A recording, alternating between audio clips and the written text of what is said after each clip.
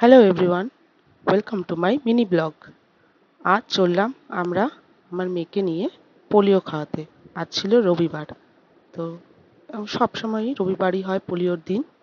তো এর আগেও অনেকবারও গেছে পোলিও খেতে, বাট এবারের এক্সপিরিয়েন্সটা একটু আলাদা।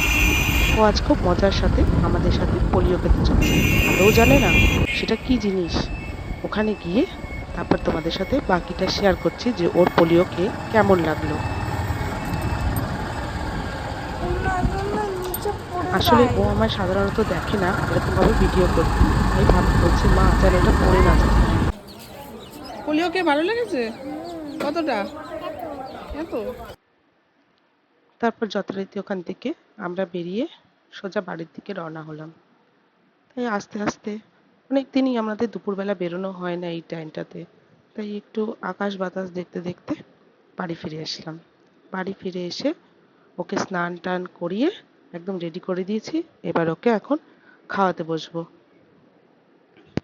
তারপর ওকে খাইয়ে দাইয়ে ঘুম পাড়িয়ে আমি নিজেও স্নান করে পুজো করে খেয়ে দিয়ে একটু ঘুমিয়ে নিলাম। ঘুম থেকে ওঠার পরই আমার প্রচণ্ড পরিমাণে চায়ের নেশা, কারণ আমি দুধ চা প্রচণ্ড ভালোবাসি। আর এই দুধ চাটা সন্ধ্যাবেলা যদি আমি না খাই তো আমার পুরো দিনটাই যেন ইনকমপ্লিট রয়ে যায়। তাই উঠেই এক কাপ নিজের জন্য দুধ চা বানিয়ে নিলাম।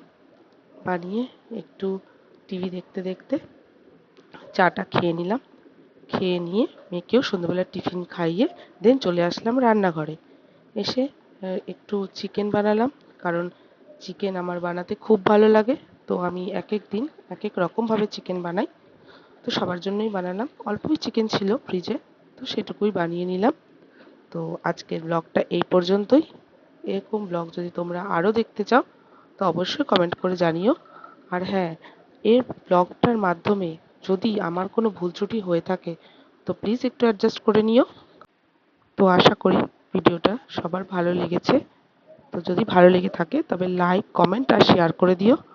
আর এরকম ভিডিও আরও দেখতে হলে আমাকে অবশ্যই কমেন্ট করো। তো আজকের মতো এইটুকুই। আবার পরে নতুন কোনো ভিডিওর সাথে দেখা হবে।